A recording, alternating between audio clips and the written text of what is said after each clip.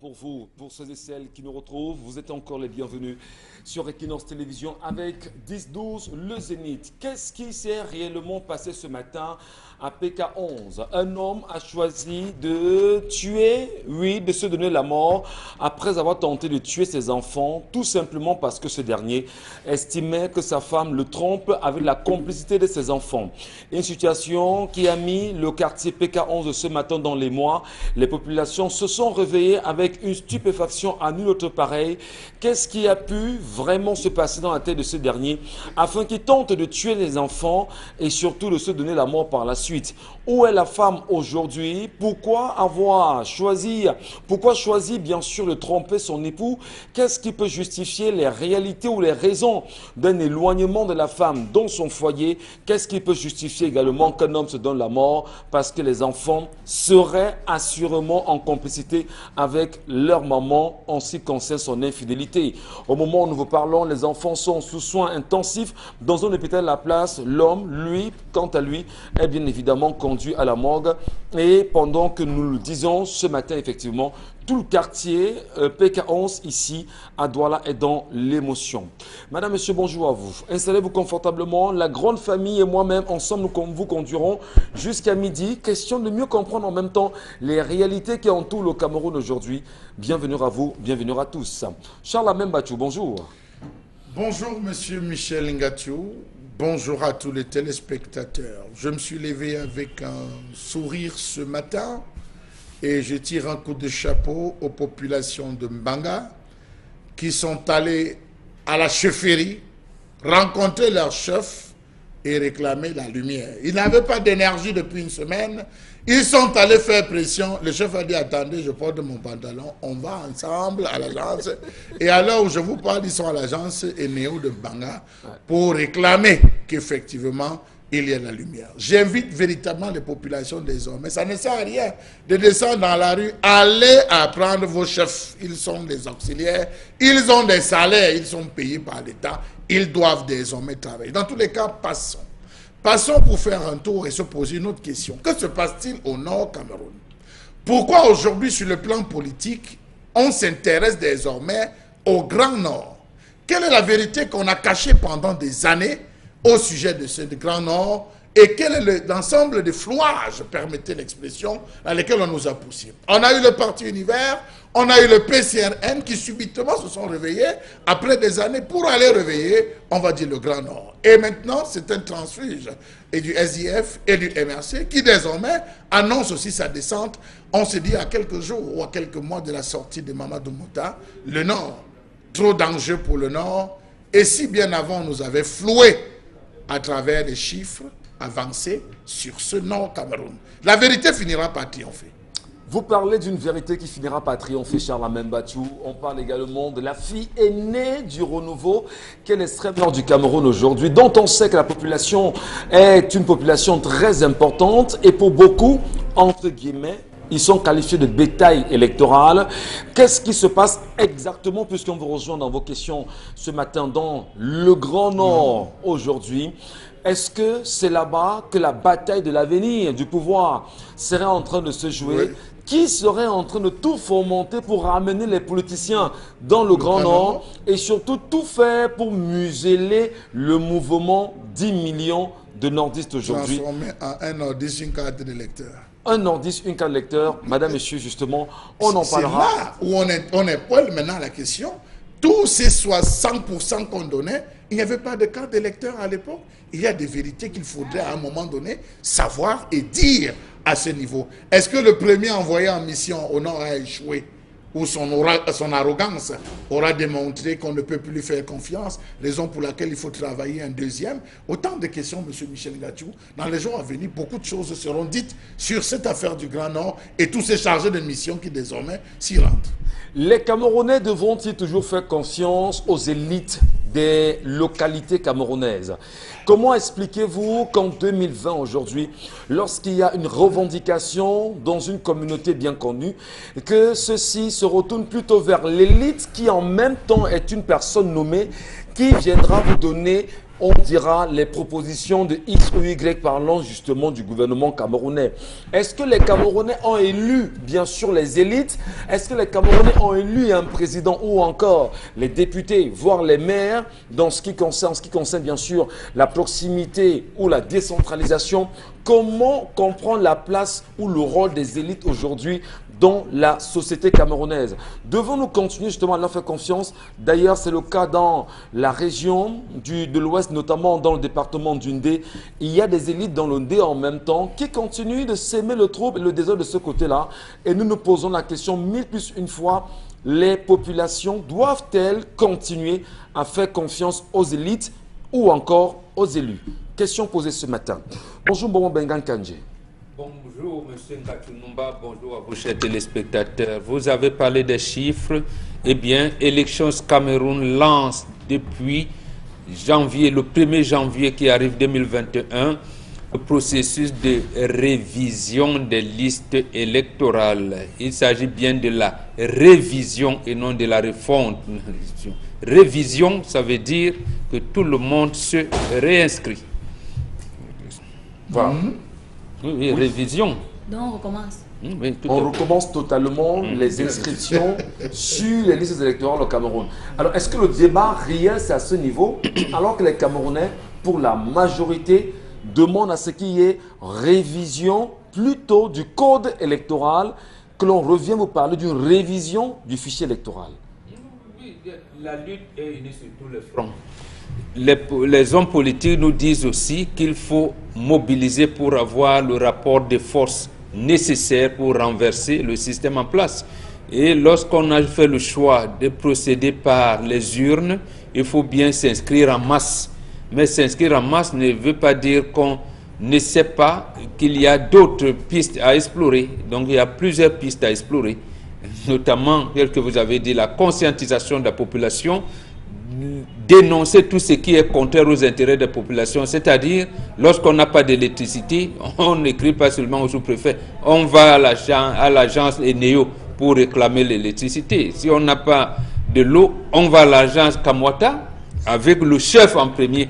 Donc voilà, je pense que les Camerounais commencent à prendre par le bon bout. La conscience est bien évidemment la présence de Dieu en nous, donc nous devons tout faire pour garder ces valeurs. Prenons conscience de l'avenir du Cameroun, prenons conscience de la construction qui nous interpelle les uns les autres, prenons conscience justement de l'enjeu d'un avenir radieux pour nos enfants et pour le peuple camerounais dans sa majorité. Karine Sontia, bonjour à vous ce matin.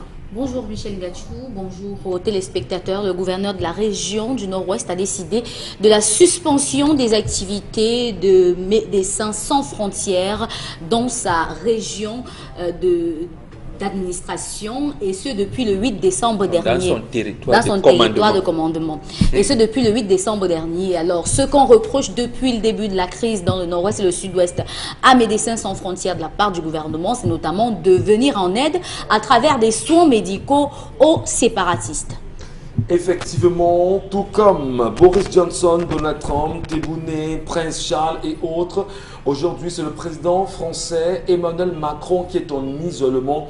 L'actualité fait le tour de la toile depuis quelques jours où on nous fait savoir que ce dernier aurait contracté le Covid-19 et a choisi bien évidemment de se mettre en isolement. Est-ce que c'est une campagne pour créer, on va dire, de l'empathie chez les Français et même à travers le monde aujourd'hui? Est-ce que c'est une promotion forte en même temps autour du vaccin, de tout du Covid qui est en grande promotion et qui est longuement proposé à travers les médias du monde aujourd'hui? Est-ce que c'est une manière de dire justement au peuple africain, moi je suis président, j'ai contracté le virus et dans les jours à venir, j'irai me faire vacciner moi aussi?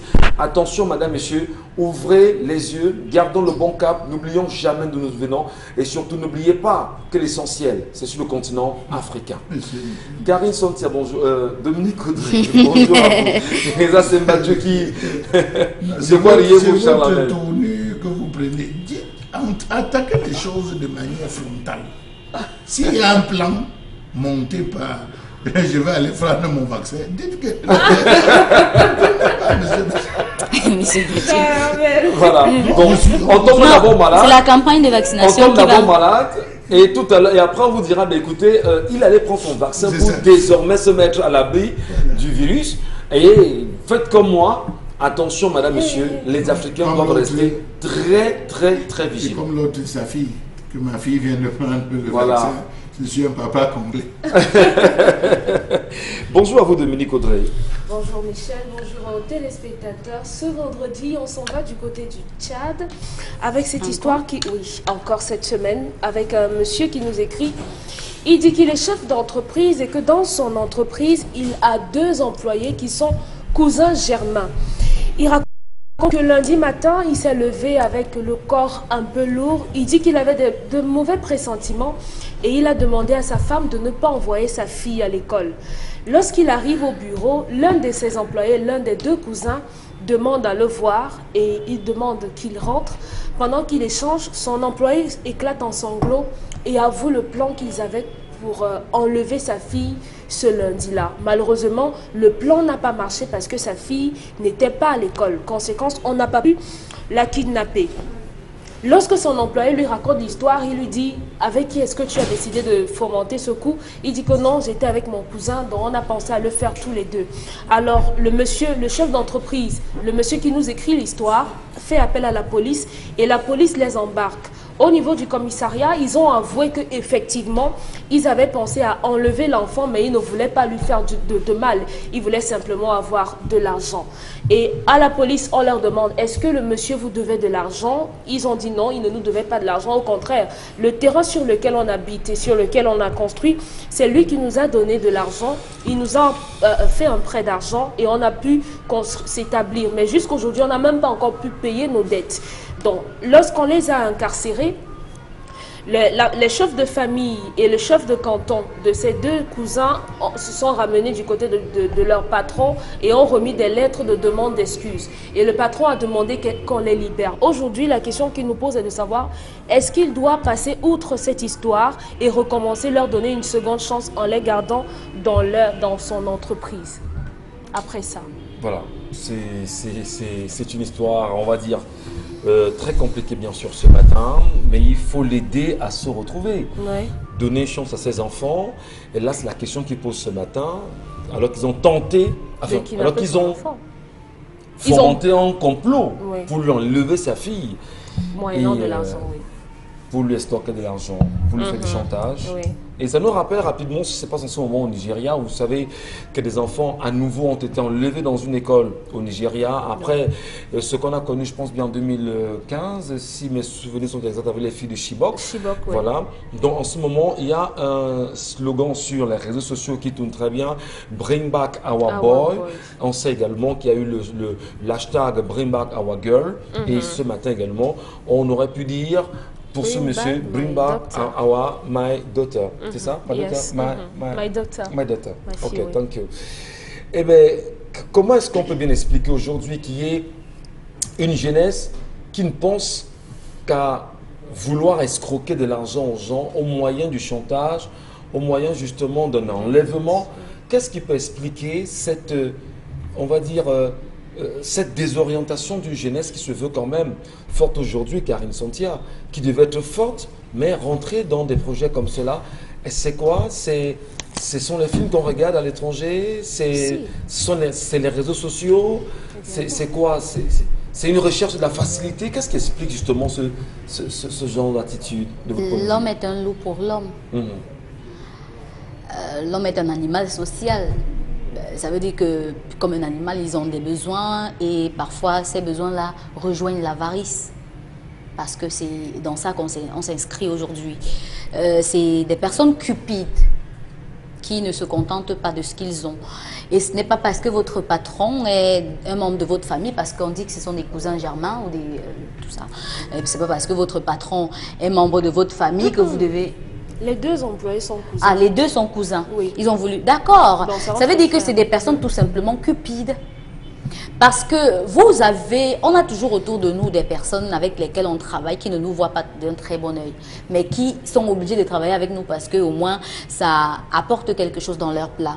Et qui sont capables de tous les coups, je dis de tous les coups, pour vous faire du mal. L'essentiel pour eux, c'est d'avoir de l'argent. Il vous dit bien qu'il voulait avoir de l'argent, il voulait kidnapper la fille, il ne voulait pas lui faire du mal, il voulait juste que le patron leur donne de l'argent. Pourquoi faire particulièrement? Peut-être pour rembourser la dette qu'ils ont contractée auprès du patron, peut-être pour s'enfuir, parce qu'il y a des personnes comme ça autour de nous, hein, qui sont foncièrement mauvaises, avec un cœur noir, et qui avec vous rient tous les jours. Oui boss, merci boss, d'accord boss, je vais le faire, je vous donne le rapport boss, mais pour voir ce qu'ils pensent de vous dans le cœur, je vous assure que vous allez fouiller la mer Noire, vous n'allez pas trouver, parce que c'est des personnes qui sont foncièrement mauvaises, et on les trouve partout.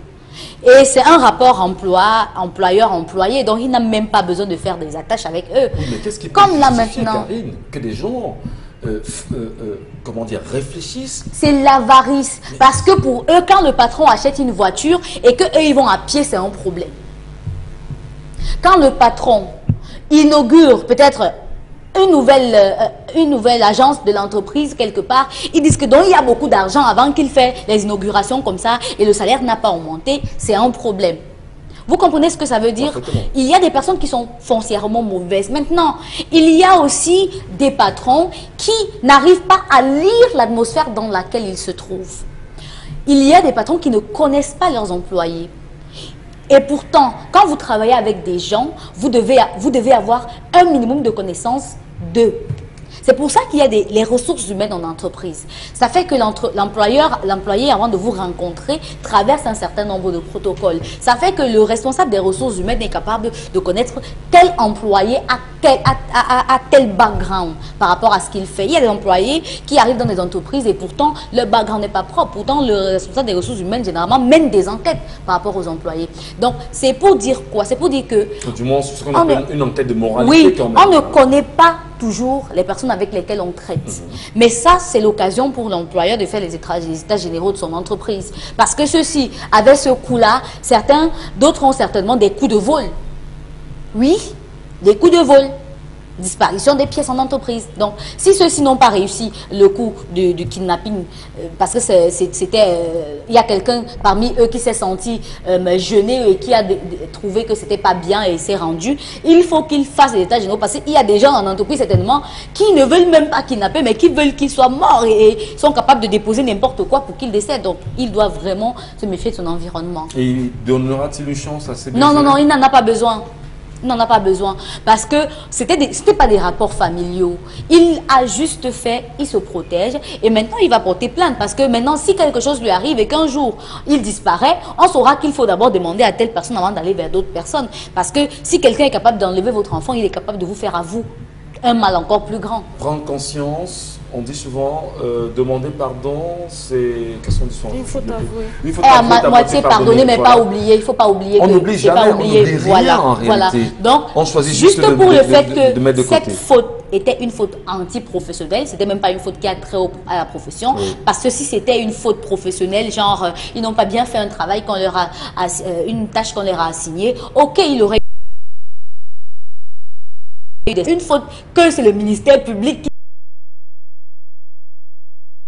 qui gère, mais sauf qu'ils ne sont pas allés jusqu'au bout, donc là, vraiment, il doit se séparer de ces derniers. Il ne peut pas les garder autour de lui. On devrait justement voir dans quelle mesure encadrer quand même peut-être ces derniers avant de les mettre à la porte de mes côtés, parce qu'en les mettant à la porte, on va dire brutalement, on peut créer de nouvelles, on va dire, ça peut être une cause qui peut avoir des conséquences plus graves dans la société par la suite.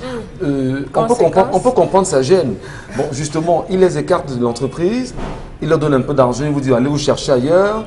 Je ne sais pas, je dis n'importe quoi. Comment s'en écarter de votre point de vue? Je crois d'abord que pour le monsieur, pour qu'il se sente bien, il est important qu'il pardonne. Il doit pardonner pour avoir la paix intérieure parce qu'il a l'impression, au fond de lui, il veut se débarrasser de ces personnes qui sont nocives.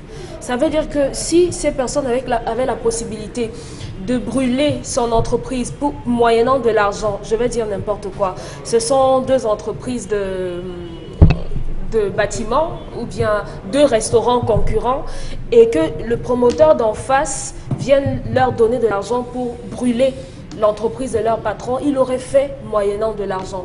Lorsqu'on travaille dans l'entreprise de quelqu'un, pour que tout fonctionne, il faudrait qu'on n'ait la sensation qu'on travaille comme si cette entreprise était la nôtre pour que ça fonctionne. Lorsque vous aimez l'emploi, lorsque vous aimez l'entreprise pour laquelle vous fonctionnez, vous travaillez, il y a des choses que vous ne pourrez en aucun jour faire. Donc, ceci, ce sont des traîtres, malheureusement. Et notre société fabrique, cultive ce genre d'individus. La cupidité, on dira, l'avarice, Karine a dit. Mais à côté de ça, moi je vois des maîtres chanteurs. Ce sont des gens qui se nourrissent de l'angoisse des autres pour pouvoir être, pour pouvoir exister. S'ils réussissaient même à avoir cet argent, je suis sûre que ce serait pour acheter de nouvelles chaussures, ou bien pour avoir de nouveaux vêtements, ou bien comme c'est l'approche des fêtes de fin d'année, donner l'argent des fêtes à la petite. Parce que logiquement, si un homme arrivé à un certain âge, quasiment la trentaine, ne peut pas réfléchir à comment fructifier honnêtement de l'argent, on n'a pas à s'enticher de ce genre de personnes, parce qu'il va corrompre votre entourage, corrompre vos autres employés. Donc il n'y a même pas de procès à avoir là-dessus. Oui, la société va vous juger. On va dire que vraiment, on n'a rien fait à votre enfant et tout. L'histoire restituée ce matin de Dominique Audrey, c'est au Tchad, Cameroun. Oui. Et quand c'est également que dans la cordillère Cameroun-Tchad, Nigeria, Boko Haram sévit d'ailleurs, oui. Est-ce qu'on ne peut pas dire que Boko Haram ou les terroristes seront en train d'enseigner de nouvelles techniques à une certaine génération du comment se faire de l'argent aujourd'hui à travers les enlèvements et les chantages? La télé aussi. La télé également, les films qu'on nous montre tous les jours, les séries 24 chronos. Voilà. Je vous dis qu'aujourd'hui, vous ne parlez que de ça, avec les enlèvements. Charles Amel nous a dit ici que si quelqu'un veut être un dynamiteur aujourd'hui, vraiment, on ne va plus chercher midi à 14 h. Ça s'apprend rapidement et c'est disponible à la portée de tous et de tout le monde. Ils disent qu'ils ne voulaient pas faire de mal à l'enfant. Qu'est-ce qu'il nous dit? Que s'ils avaient pris cette petite fille, ils ne l'auraient pas violée. Le diable est comme il est. Il a la possibilité d'entrer et de faire n'importe quoi. Qu'est-ce qu'on en sait? Rien du tout. Il n'y a aucune garantie.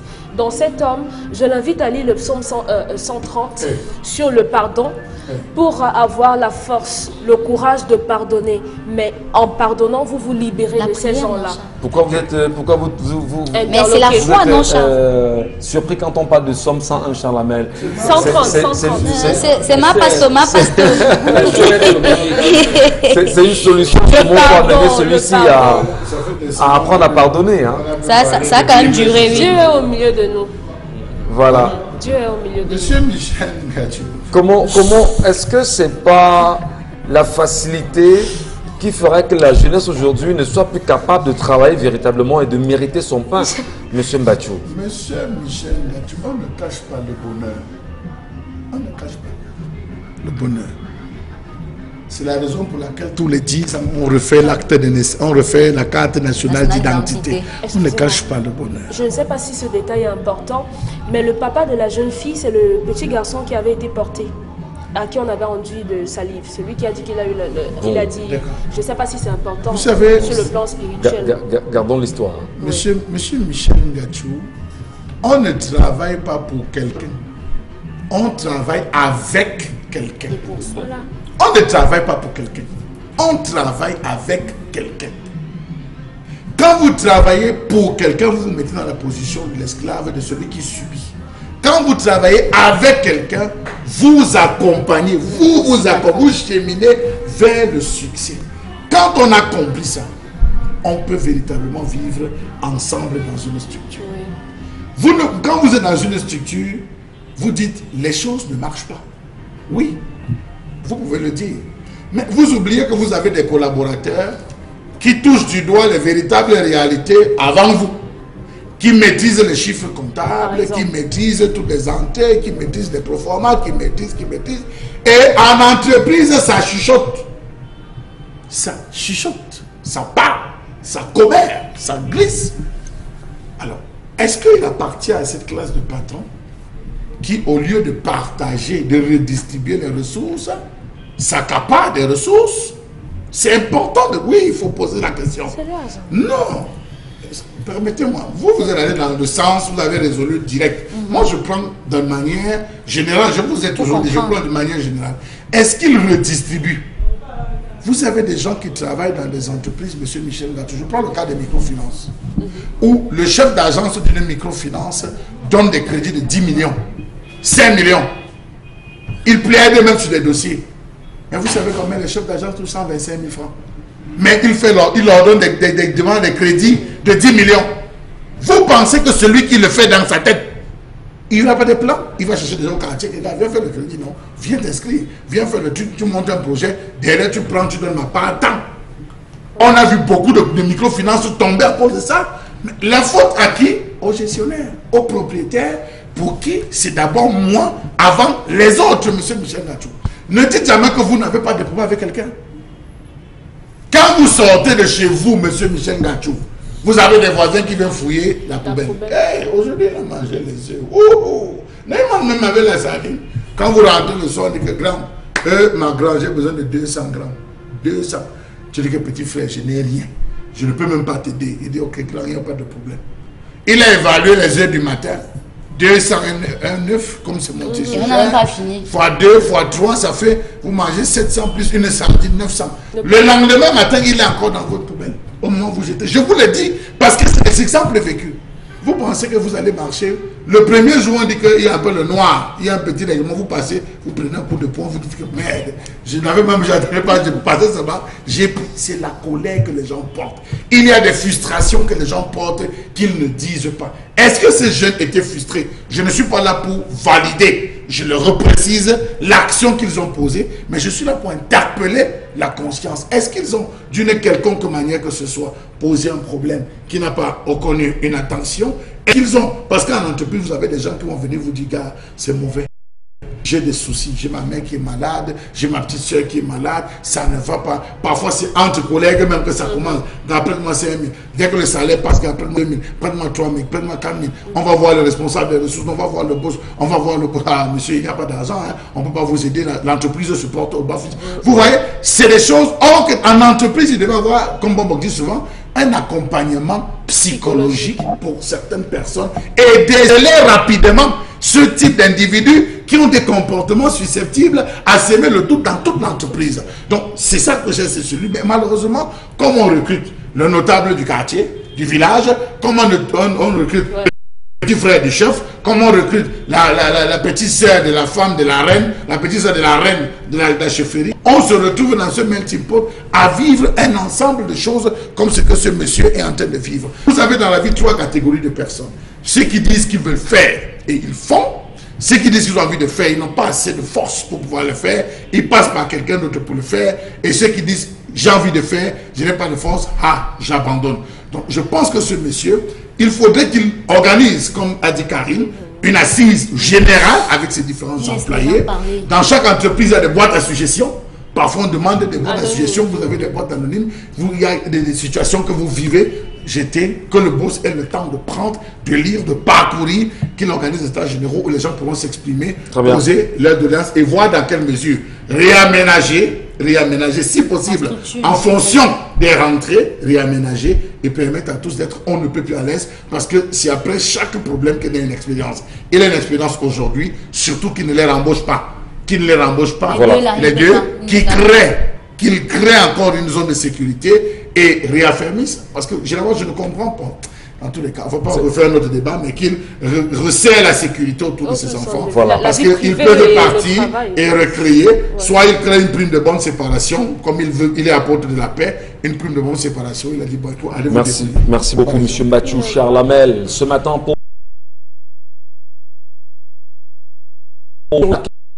sur l'histoire de ce matin, Bonbon Bengan, certainement pour l'ascension, on va dire majeure, ce matin, interpeller les patrons d'une part, interpeller les employés d'une autre part, interpeller la jeunesse camerounaise, enfin la jeunesse africaine, et qui s'emploie à la facilité, interpeller justement la vigilance des parents également à la maison. Qu'est-ce qu'on peut faire? Qu'est-ce que vous dites, Bonbon? Et quitter l'occidentalisation des choses, l'occidentalisme, c'est ça. Ça, c'est l'Occident qui apporte ce genre de choses. Ici, les cas d'enlèvement des filles n'intervenaient que quand on avait un frère qui n'arrivait pas à draguer une femme, n'arrivait pas à trouver une épouse. Ou quand on voulait une femme pour le chef. Voilà, non. Non, à l'ouest de Cameroun, quand on voulait faire le genre, on enlevait des femmes. Et puis on revenait de la famille, écoutez, voilà, on a, je sais pas, choisi votre fille. Non, c'est pas comme ça. À que ça l'ouest se aussi. faisait. Ah bon? Non, on vous a mal. Pour le chef, j'ai dit, on sait que les filles de tel village se lavent à tel marigot à 17h. On procède à l'enlèvement, mais le même soir de l'enlèvement, une délégation vient et va vous dire que c'est pour telle chose. Première chose. Deuxième chose, le chef ne procédait pas. On donne au chef. On donne au chef. Parfois, il voulait une femme, précisément. Voilà, et on allait kidnapper. Non, c'est pas comme ça. Je connais une Il histoire. veut, mais justement, si le kidnapping pour le chef, non. Il dit, je veux la fille aînée de Oyengelek là. On part, on l'amène. On livre au chef. Bon, non, on enlève. Ici, en réalité, l'homme, il doit se séparer d'eux, le chef d'entreprise. Mais, parce qu'il y a des orientations, vous avez parlé de la culture africaine. Quand quelqu'un a enterré, vous a aidé à enterrer vos parents, vous a aidé à vous bâtir. Pour le cas d'esprit, j'ai pu entendre qu'il a acheté du terrain, ils ont construit, Et ils sont en train de rembourser. Et voilà, donc ça veut dire c'est des genres de personnes qui sont nées pour porter la communauté. On ne les attaque pas. Et on ne les attaque pas. Et lorsque lui, ce chef d'entreprise, je pense qu'il est effectivement dans la catégorie des décideurs que nous voulons en Afrique, c'est-à-dire les gens qui sont protégés par les ancêtres. Quand vous êtes protégé par vos ancêtres, vous ne pouvez pas interdire aux gens de penser du mal de vous, mais tout le mal qu'on pense de vous, tous les complots qu'on peut lever contre vous, ça se dévoile et ça se dissipe. Et les gens eux-mêmes vont vous dire, de toutes les manières, il y aura un mécanisme, j'allais dire naturel, qui vont faire en sorte que le complot sera éventré, ne va pas aboutir. Donc, et c'est ça qui amène donc à ce que vous appelez le pardon. Vous pardonnez, vous dites, d'accord, comme nous sommes dans un environnement où il faut dénoncer, donc même dans notre société, on dit, ce gars a dit qu'il voulait voler mes chèvres. Ce gars a dit qu'il voulait, donc il faut que la communauté sache. Mais vous, vous dites, je voulais qu'on sache le comportement des uns et des autres. Comme c'est le procureur ici, bon, le ministère public pourra charger de l'affaire s'il veut, mais lui, le chef d'entreprise, il les pardonne, mais il les licencie. Dans ce licenciement, justement, il peut ajouter autre chose en disant, je donne même une prime de bonne séparation. Parce que, voilà, vous laissez. Et on annule la dette. Oui. Voilà. Ou alors dans la prime de bonne séparation, puisque les gars avaient encore une dette, il a dit, je vous ai donné terrain, même la dette là, je pardonne, mais on se sépare. Merci beaucoup. Donc, je ne veux plus rien ajouter, puisque les gars, ils devaient de l'argent. Voilà, je voulais dire, je vous ai donné terrain, même l'argent que vous auriez dû me donner pour compléter, rester avec. Voilà, super. Merci à vous, Mbombo, Karine, Dominique, Charles Amel. Merci également à vous, mesdames et messieurs, qui nous regardez ce matin. Vous nous laissez vos commentaires, vos appréciations sur la page 10-12, le Zénith. Là encore, nous sommes sur Facebook ou encore en live pour ceux qui nous regardent toujours sur Facebook avec Equinox TV. Dans un instant, la colère.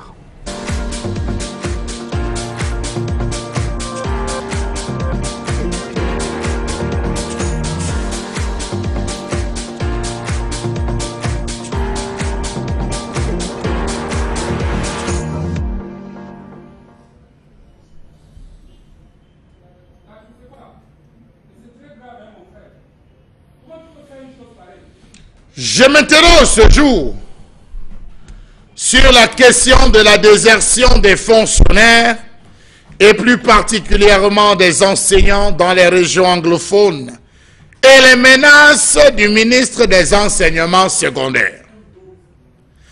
Qu'est-ce qui fait fuir les personnes affectées en zone rurale? Telle est la question que Madame le ministre des Enseignements secondaires s'est posée il y a 2 semaines lorsqu'elle était à la recherche, lorsqu'elle a lancé le cri de guerre parce que 1002 enseignants ont disparu. Ils ne sont plus dans les salles de classe dans les régions anglophones, a-t-elle dit Nalo Valionga, Madame le ministre des Enseignements secondaires. Qu'est-ce qui fait fuir les fonctionnaires dans les régions anglophones de ce pays.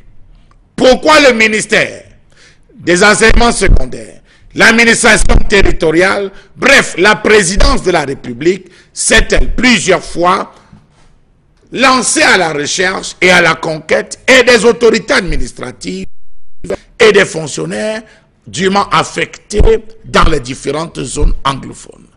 Pourquoi le NOZO fait-il peur aux fonctionnaires? Aucune explication objective n'est apportée par les concernés. Plusieurs autres sources évoquent des raisons sécuritaires. On s'est même retrouvé à des considérations de démissionnaires pour certains. On est allé plus loin même en les radiant. Cela n'a fait qu'empirer parce que ceux mêmes qu'on a affectés ont dit qu'ils ne partent pas. Le dernier cas en date, c'est le surveillant général du lycée bilingue de Deido qui a été affecté à Batibo. Il a dit: je ne pars pas, je suis déjà en retraite. Restez avec, affecter quelqu'un d'autre. Le gouvernement camerounais est confronté au phénomène de désertion des fonctionnaires dans les régions anglophones en crise. Des abandons de postes qui se sont multipliés dans le pays et plus particulièrement dans les deux régions du nord-ouest et du sud-ouest.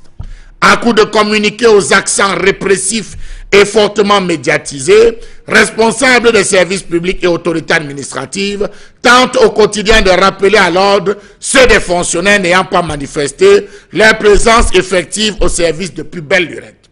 Le ministre de l'administration territoriale, Paul Atangadi, a fait plusieurs sorties. La présidence de la République, via son SGPR, a fait plusieurs sorties. Les différents ministères, départements ministériels, autant pour moi, ont fait des sorties, les chefs de département, pour rappeler à l'ordre les différentes troupes en disant que le service devrait être effectif, sauf qu'à ce jour, rien n'a été fait. Entre-temps, il y a eu une action forte et très appréciable menée par le ministre de l'administration territoriale à travers une descente musclée et l'installation de nouvelles autorités administratives dans les terrains où les anciens avaient fui, avaient abandonné, avaient déserté. Sauf que quelques jours après qu'il est sorti lui-même, monsieur le ministre de l'administration territoriale, cette note exigeant désormais une autorisation spéciale pour avoir une maquette, la 202 comme on appelle. Force est de constater encore que de ce côté, c'est par PO, certains responsables administratifs ne sont pas dans les zones, ce qui fait coincer l'administration. Une chose paraît certaine, c'est que les fonctionnaires concernés semblent bien s'accommoder de la formule fort ancienne mais toujours d'actualité, faute de quoi l'intéressé sera placé en position d'absence irrégulière. Ça ne les dérange pas. Comment comprendre que les fonctionnaires de tous les sectoriels jouent les abonnés absents? Savez-vous que dans certaines écoles qui n'ont plus que des noms, les centres de santé, les délégations départementales, d'arrondissement et dans d'autres services et structures, cette situation d'inconfort survient et pose clairement la problématique des affectations des personnels de l'État. Était-ce parce qu'ils ont choisi volontairement de ne pas aller? Était-ce parce que les frais et primes ne suivent pas? Quelle est la raison? L'État se retrouve coincé, pas moyen de mettre la main sur les démissionnaires, sur ceux considérés comme des absentéistes. Que faire? Réaffecter de nouvelles personnes qui, elles aussi, se retrouvent à se comporter comme les anciennes. Rappelons-nous qu'il n'y a pas longtemps, la présidence de la République avait récemment demandé au ministre de l'administration territoriale de réinstaller les fonctionnaires déserteurs. Chose très compliquée au regard des réalités vécues sur le terrain. Dans le seul secteur de la santé, les chiffres donnent à réfléchir. Le pic de concentration du personnel soignant en zone urbaine contraste avec la pénurie des ressources humaines en zone rurale. À titre d'exemple, 25% de médecins et 38% d'infirmiers exercent dans les différentes zones rurales, dans les zones anglophones. Comment en est-on arrivé là? Point d'interrogation. Et là, on a appelé encore à se demander si sur le plan médical, on ne parvient même pas à avoir le nombre, le chiffre suffisant de médecins et de personnel soignant. Que feront les autres? Il y a un manque de commodités telles que l'eau courante, l'électricité, les télécommunications, les services bancaires, les écoles et lycées, la faible rémunération, les mauvaises conditions de travail, les opportunités limitées de développement professionnel, disent certains SOCAP comme étant les raisons pour lesquelles ils ne parviennent pas à se déplacer dans ces différentes zones. Comment comprendre que beaucoup d'autres chefs de services régionaux se trouvent dans le même cas? Certains vivent dans une ville, transposent les dossiers dans une ville dite sécurisée pour essayer de gérer, de travailler à qui mieux mieux. Des fonctionnaires qui estiment par ailleurs que l'administration ne fait pas assez pour garantir la sécurité dans ces régions où ils sont sujets à des enlèvements. Comment comprendre la multiplication des abandons de postes en zone anglophone qui poussent le bouchon jusqu'à de nombreuses entreprises adjudicataires des marchés publics qui ont littéralement abandonné les chantiers de construction et de réhabilitation? La question, il faudrait peut-être la poser à Paul Tasson, à tout le comité de réhabilitation mis en place par rapport à ces zones où sont passées les différentes entreprises adjudicataires. Pourquoi est-ce qu'on ne retrouve que ça et là des caterpillars abandonnés, des brouettes, rien sur le terrain? Le dernier candidat est celui de 1002 enseignants recherchés activement par la brigade de Madame le ministre des Enseignements secondaires qui ont abandonné les cours depuis le début de la rentrée. Au Cameroun, des élèves et enseignants tiraillés entre l'amour de l'école et le désir de rester en vie. Plus de 1000 enseignants ont déserté leur poste dans le NOZO. Le ministre de l'Éducation nationale, le ministre des Enseignements secondaires a donné 15 jours aux enseignants déserteurs pour rejoindre leur poste. À ce jour, silence, bouche cousue, en dépit de la montée vertigineuse des violences dans ces deux régions, le ministre de l'Éducation, le ministre des Enseignements secondaires se pose la question de savoir est-ce qu'ils pourront revenir. On va donner les bulletins le 23. Quelles seront les notes marquées dans le bulletin de ces enfants? Comment comprendre qu'à la lecture de cette liste, il ressort que plus de 85% sont originaires des régions anglophones du pays? Tous ces enseignants déserteurs sont menacés de sanctions administratives. Tiendra-t-elle le pari ou alors l'administration réussira-t-elle là où beaucoup ont littéralement échoué? Ce qui est sûr, l'histoire retiendra que les professeurs, les enseignants ont abandonné les élèves et les fonctionnaires, leurs différents bureaux. Réalité, bien évidemment, de la crise anglophone qui sévit depuis 4 années déjà dans les zones du nord et du sud-est du Cameroun aujourd'hui. Les enseignants peuvent-ils retourner aisément dans les salles de classe? Les enfants peuvent-ils aisément bénéficier des enseignements accordés, bien évidemment, par l'État du Cameroun? Les fonctionnaires peuvent-ils retourner dans les différentes administrations aujourd'hui?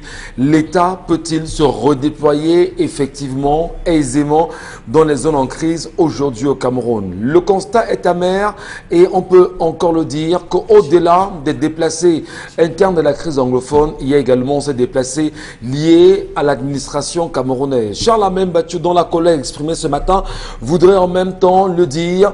Pourquoi ne pas sauver l'éducation dans cette zone en crise? Comment ramener effectivement ces fonctionnaires à permettre à ce que l'État puisse fonctionner, bouger convenablement dans ces zones en crise? Est-ce que l'État serait-il aujourd'hui handicapé, incapable de se réinstaurer dans les zones en crise malgré les injonctions, les appels des différents ministères à l'endroit des différents fonctionnaires dans ces zones? Comment ramener un climat de paix essentiellement dans les zones en crise, notamment les zones anglophones aujourd'hui au Cameroun? On va peut-être mieux comprendre déjà les premières causes de Karine Santia qui ont ramené les Camerounais, la zone en crise, à se retrouver où elle est aujourd'hui, mais notamment la question de ces enseignants ou encore de ces fonctionnaires dans la globalité. Il y a d'abord l'insécurité générale dans ces régions-là depuis 2016 quand même. La crise a commencé par les manifestations des enseignants et qui ont été reprimées, ce qui n'a pas amélioré le climat social dans ces régions-là. Du coup, les enseignants se sont vus en minorité. La crise commence avec avec les manifestations des enseignants et des avocats. Les avocats d'abord, accentués avec les enseignants. Je me base sur les enseignants parce que lorsque les enseignants ont manifesté, ils ont été reprimés par les autorités. Et ce qui n'a pas favorisé le climat social dans cette atmosphère. Comment est-ce qu'un enseignant qui tient la craie ou encore le feutre et qui revendique un certain nombre de choses est reprimé alors qu'il aurait pu être écouté? Parce que le niveau de vie ou encore la qualité de vie d'un enseignant est la base de l'étude de la vie sociale dans un pays. Parce que la manière avec laquelle vit un enseignant peut décrire la manière avec laquelle le pays en lui-même, l'État l'état dans lequel le pays se trouve. Et lorsque les enseignants ont manifesté, ils ont été reprimés. Et depuis lors que certains ont déserté les écoles, on s'est rendu bien compte que les établissements scolaires qui forcent à continuer à dispenser des cours, parfois sont pillés par les groupes armés, parfois les bandes armées entrent là-bas, agressent les enseignants, retirent les élèves. Vous avez vu les cas récemment, un enseignant qui a été complètement déshabillé, mis à nu devant ses élèves, et les élèves pareils qui ont été expulsés. Ce sont ces différents cas-là qui peuvent pousser les enseignants à déserter. Souvenez-vous que depuis 2016 jusqu'à aujourd'hui, les personnes qui sont assassinées là-bas et qui sont utilisées comme trophées dans le cadre de la crise dans le nord-ouest et le sud-ouest par les bandes armées, c'est les enseignants et les forces de l'ordre.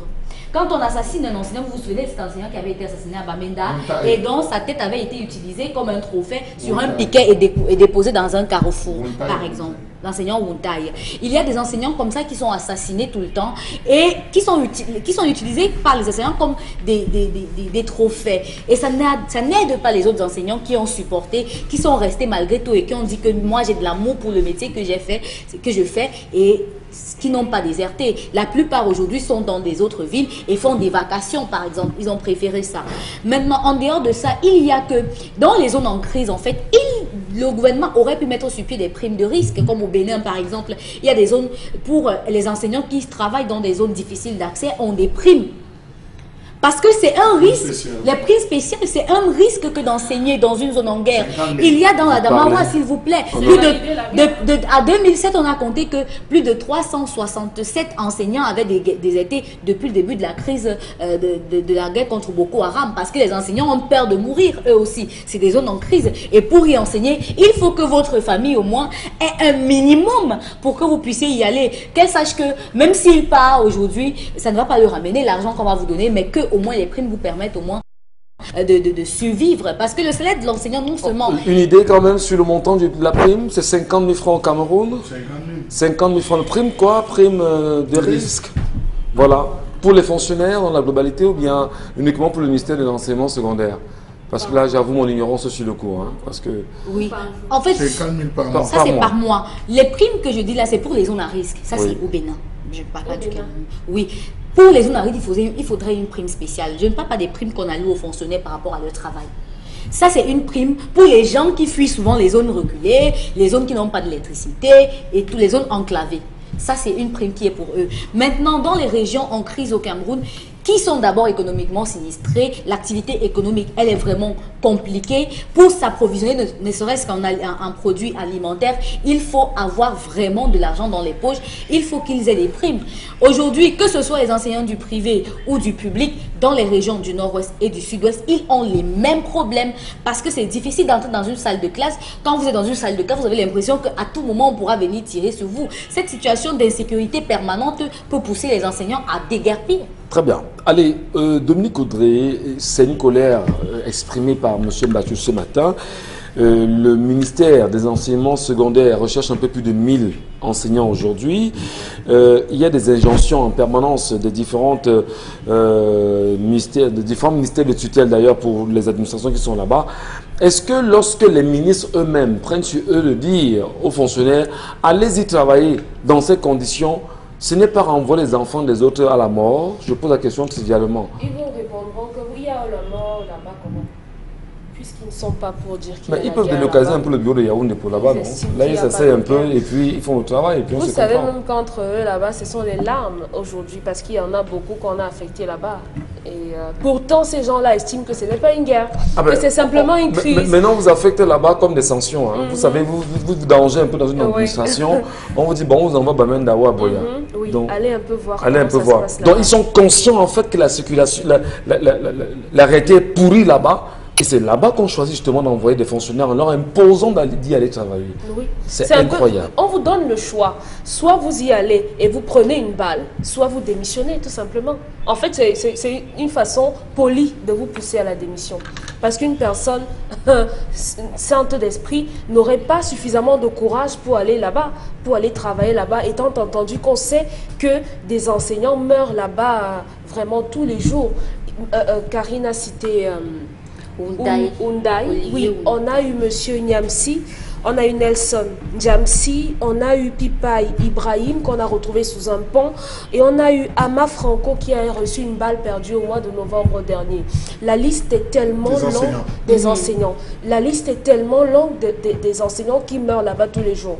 Rendez-vous compte que aujourd'hui, on peut estimer que 50% de la population camerounaise est constituée de jeunes en dessous ou bien aux alentours de l'âge de 18 ans. Conséquence, on devrait s'axer sur la qualité de l'éducation à eux octroyée.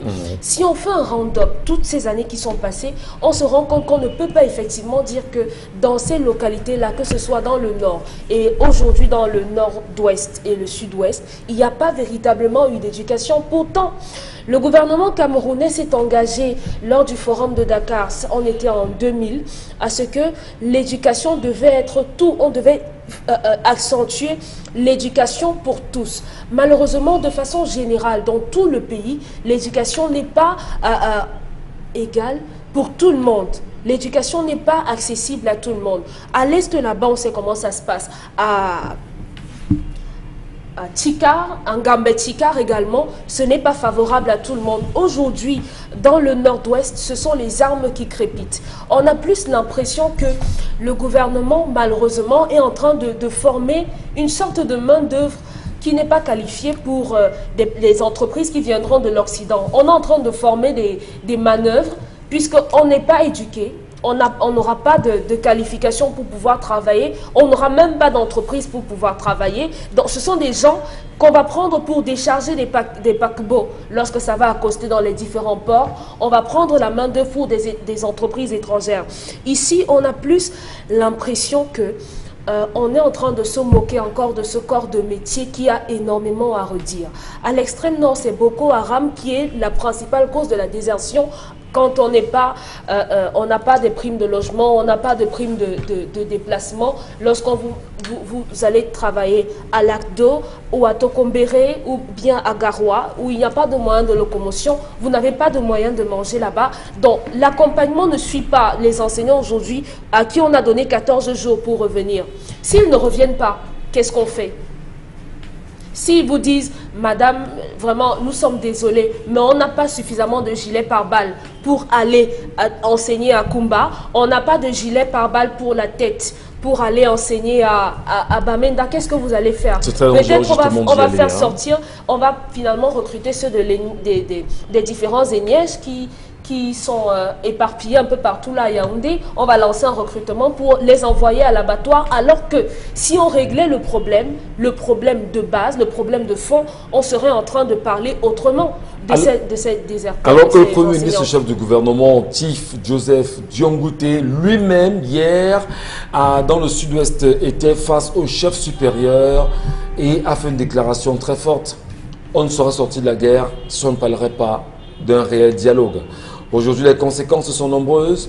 Effectivement, avec les enseignants aujourd'hui qui ont déserté, qui sont attendus de retour, les enfants ne vont pas à l'école là-bas. La situation du Cameroun est très grave. Madame, monsieur.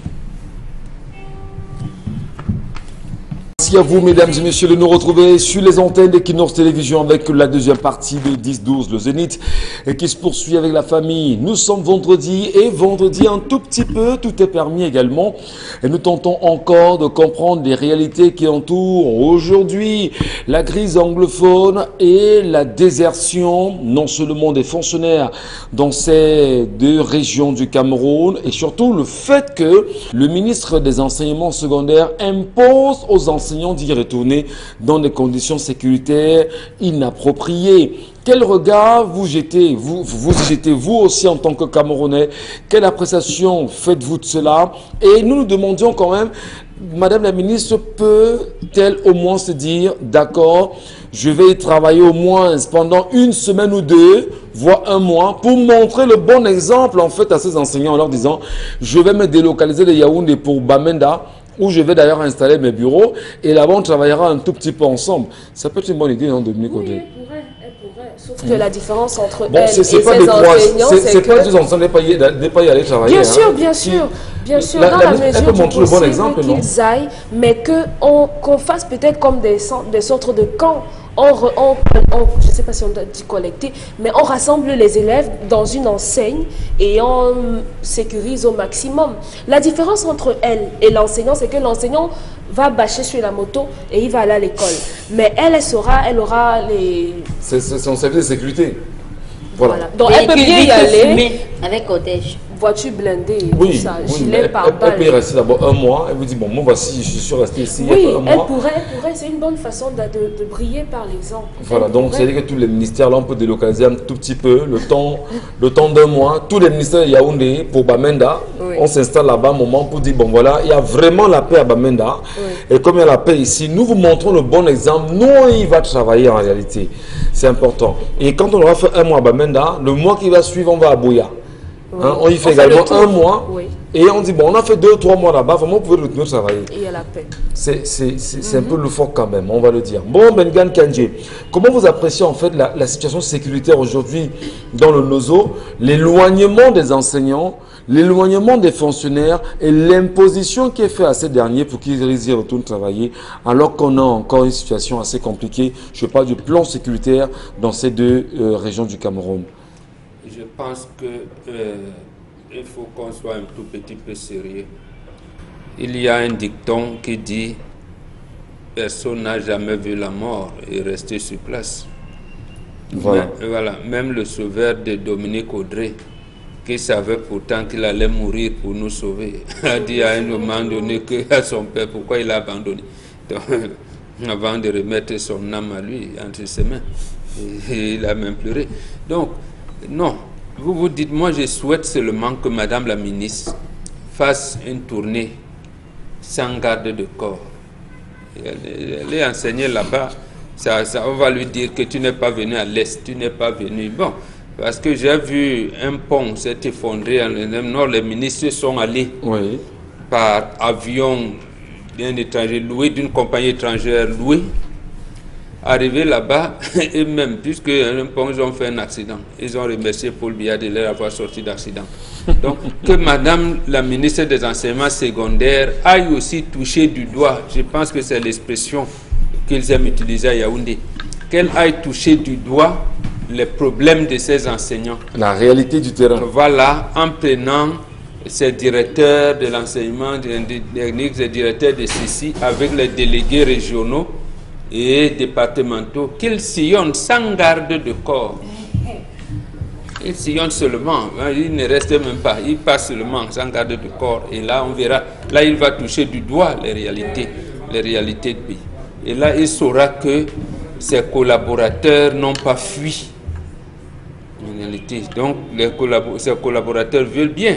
Et là, il verra dans quelle situation il existe des établissements ou pas. Et l'ECAM en 2018 et en février 2020 dernier, il n'a pas sillonné. Et l'ECAM même a déserté, les bureaux ont organisé. Donc, lorsqu'un membre du gouvernement ose tenir ce genre de propos avec une certaine, j'allais dire, voilà, une certaine condescendance, ce n'est pas bien. Ça veut dire qu'en réalité, on envoie les gens à la gueule du loup. On envoie les gens à la gueule du loup parce qu'ils ne connaissent pas la réalité qui se passe là-bas. Bien qu'il soit originaire de Sédangovo, il ne connaît pas. Le Premier ministre lui-même ne peut pas aller dans son village. On a brûlé sa maison, il n'est pas allé voir. Lui, il est Premier ministre. Et vous voulez qu'un enseignant soit là, dans des conditions où il n'a pas de sécurité, et tous les jours, vous ne savez même pas s'il va manger, ici, il pourra avoir son salaire, dans quelles conditions on va vivre. Donc, lorsqu'on leur dit qu'il faut résoudre ce problème, il faut que la crise finisse, ils ne veulent pas comprendre. Là, c'est tout le pays qui en prend un coup. Et là, je pense que demain, ils vont commencer à sanctionner. Mais lorsque vous crachez en l'air, ça se retourne contre vous. Hein, oui, parce qu'en même temps, elle sanctionnera les enseignants qui ne sont pas rentrés dans les salles de classe. Les enseignants craignent pour leur vie, ce qui est tout à fait évident. Et les Camerounais appellent à un retour de la paix au plus vite parce qu'on sait exactement où se trouve la solution aujourd'hui. Parce que le chef de l'État, il faut le dire, Paul Biya, a la solution. Il connaît la solution, mais dit-on ne veut pas appliquer cette solution-là. qu'est-ce qu'on fait donc? On doit se retourner vers qui? Vers la ministre ou se retourner vers le chef de l'État qui a la solution et nous empêche justement de rentrer dans nos écoles? Le ministre des enseignements secondaires, s'il veut sauver l'école et non la rentrée, s'il veut sauver l'école, une simple lettre adressée au président de la République demandant à son collègue, ministre délégué à la présidence de la République, chargé de la défense, de construire des camps de cantonnement pour sauver l'école. Ça veut dire que ces camps seront, je ne sais pas, des maisons, des camps, comme même peut-être pour les réfugiés, élaborés, montés par le génie militaire pour avoir... Mais eux-mêmes, l'armée, ils ne peuvent pas. Il n'y a pas les moyens pour ce déploiement-là. Mais il n'a pas le moyen. Depuis qu'on a engagé le camp, comment vous appelez ça, il y avait un programme humanitaire d'urgence, quelque chose de ce genre. Je n'ai jamais entendu que le génie militaire est allé là-bas reconstruire des salles de classe ou des hôpitaux qu'on a détruits. J'ai plutôt vu les camps de cantonnement ici à Douala, il y a à Bonabéry, on est venu donner les matelas, ainsi de suite, ainsi de suite. Il y avait des camps construits, ce n'était pas des camps construits. Je vais dire donc qu'ils aillent dans le nord ou le sud-ouest, c'est eux ce sont nos compatriotes qui ont besoin de problèmes. Donc le génie militaire doit aller là-bas, se déployer et construire des écoles. Là au moins, voilà, tout à fait. Ou même, on a vu dans le Grand Nord, notamment à Kolofata et autres, les éléments du BIR enseignés. À ce moment, donc, quand c'est dans une carte de conjoint où peut-être le BIR est bien installé, on fait un redéploiement, on se dit on est en situation de crise, peut-être on a un arrondissement qui a été pacifié, on construit donc pour les enfants qui sont là, on veut les sauver, et on construit des camps pour les enseignants, donc on aménage un certain nombre de choses, de commodités pour sauver l'école. Et là, progressivement, l'État va reprendre sa place, ainsi de suite, ainsi de suite. Donc, jusqu'à 1002 enseignants, c'est beaucoup.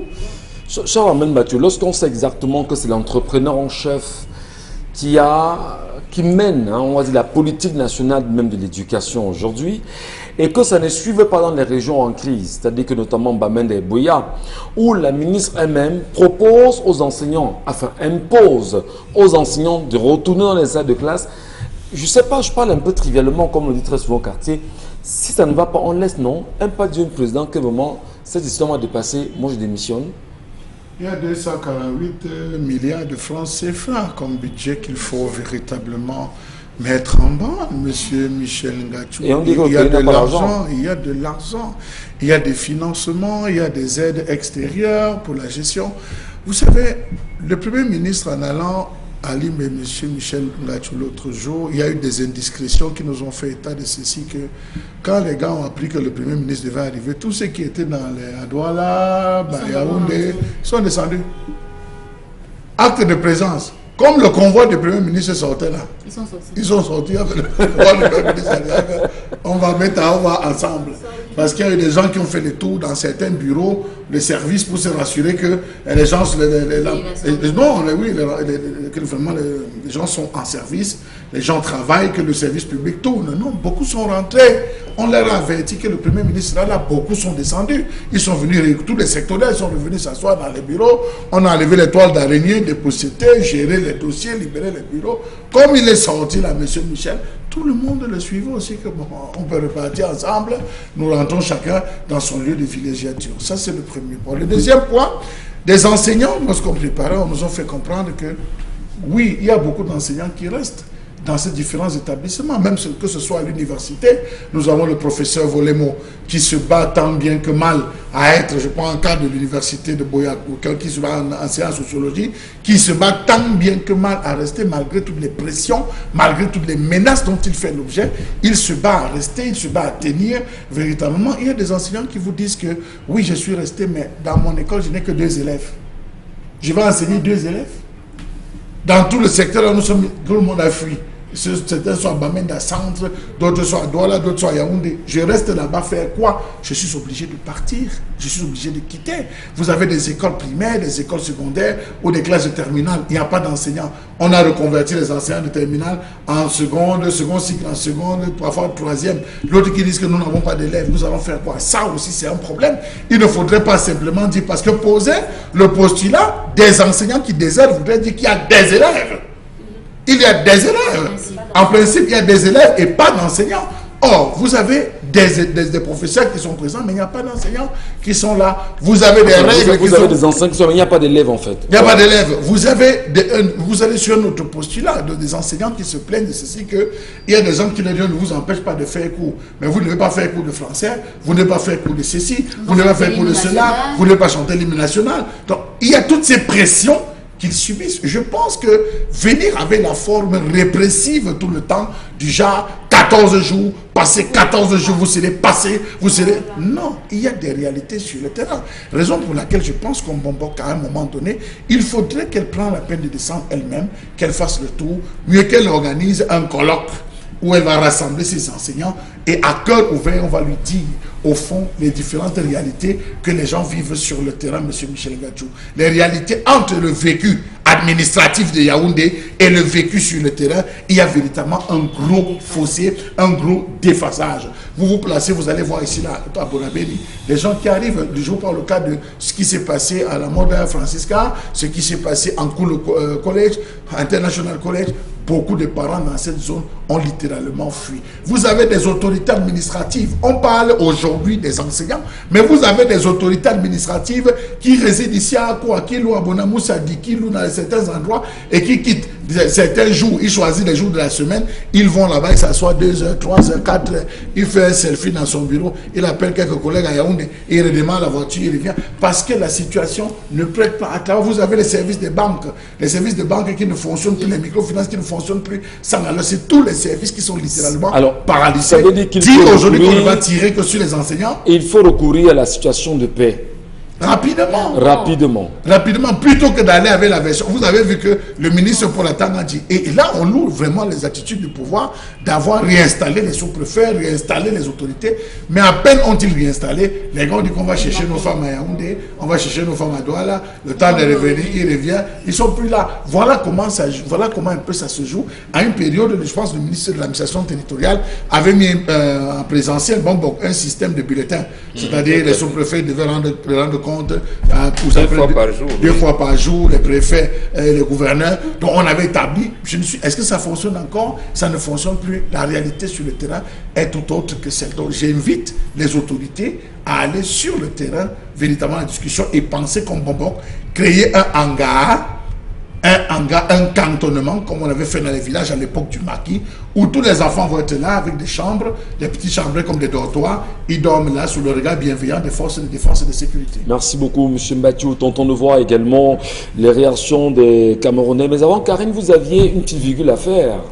Oui, je voulais rajouter que cette situation dans le nord-ouest et le sud-ouest s'ajoute à une situation qui était déjà préexistante. Laquelle? La situation précaire dans laquelle se trouvaient les enseignants. Vous savez que depuis environ pratiquement 3 ans, les enseignants au Cameroun sont un peu comme s'ils étaient devenus les bourreaux.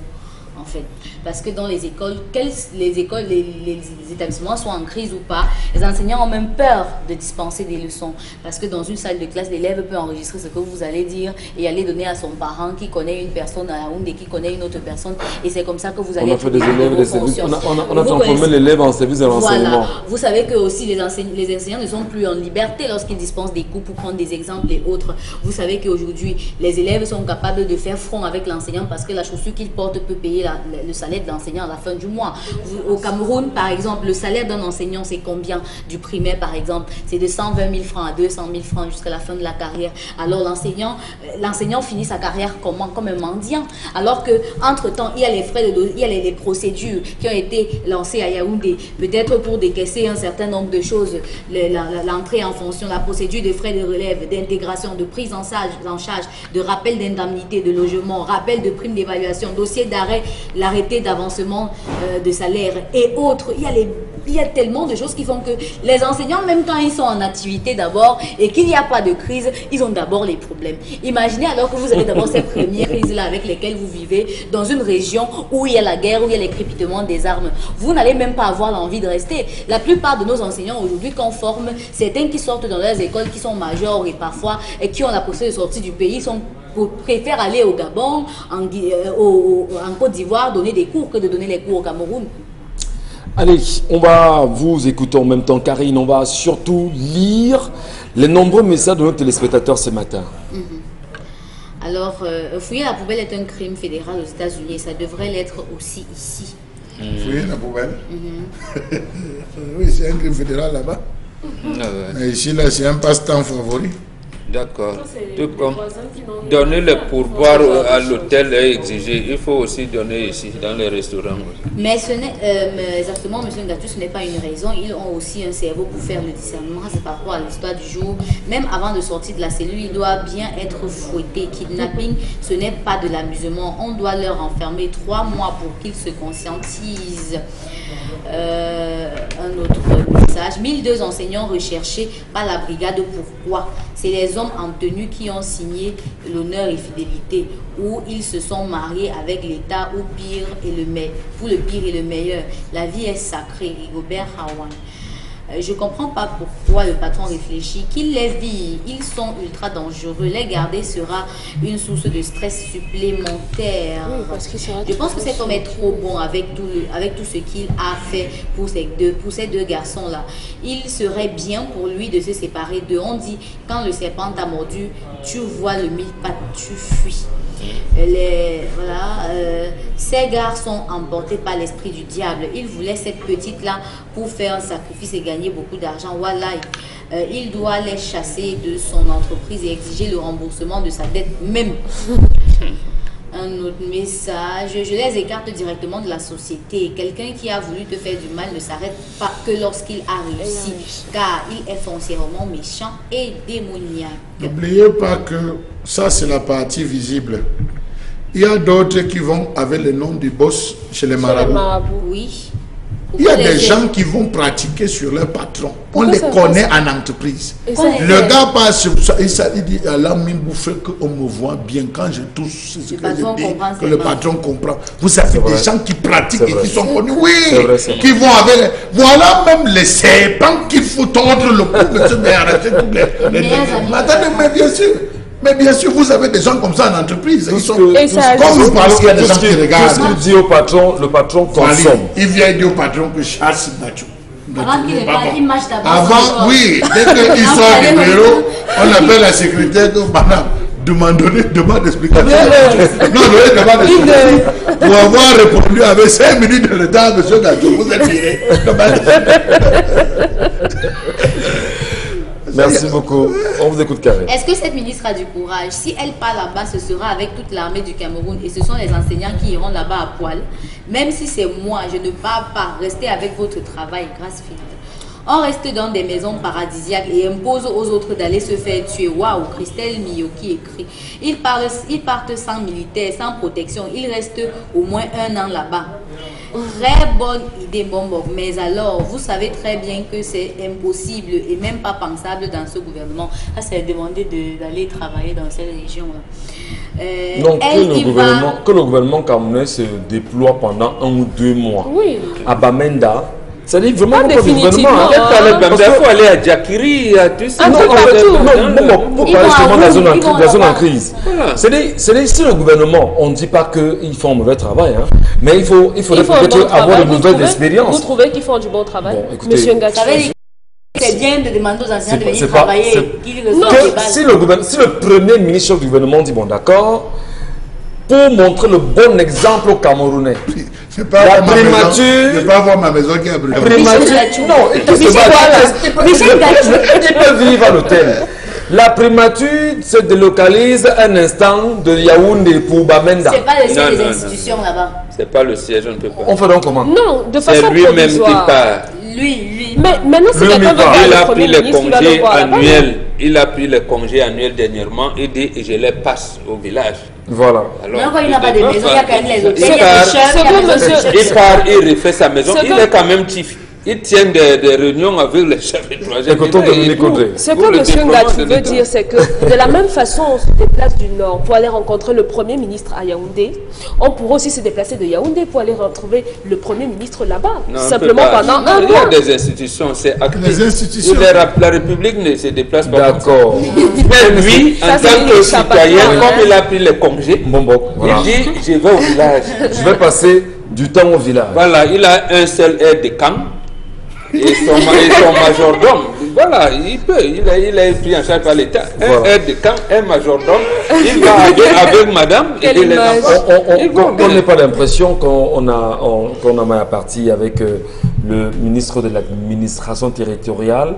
Mais lui, c'est même aussi l'occasion. Quand lui descend au village, lui il va dans son village. Lui, je pas, attends, quand il va dans son village. Mais lui, il est à Santa. Il est à Santa. Mais il va comment? Il faut voir la sécurité. 2 jours avant son arrivée, justement, tout est infiltré. La République Ça veut dire qu'il c'est la République en marche. On va prendre les messages, Karine. On va prendre les messages. Le régime a démissionné depuis maintenant. Il s'occupe seulement des domaines où il y a un peu d'argent à détourner. Le reste de Camerounais, allez vous faire voir. Portez plainte si vous voulez. Sauter et caler en l'air. That's it. C'est ce qu'on fait depuis. Notre message. Depuis 2016, Nalova a fui le sud-ouest. Ça c'est Sorel Blanche qui dit si les critiques, insultes, dénonciations, indignations, etc. pouvaient changer quelque chose, le Cameroun serait comme un pays du Golfe. Mais hélas, le chien à bois, la caravane passe. Le truc c'est qu'on a le sentiment, Karine, qu'on n'a plus honte au Cameroun.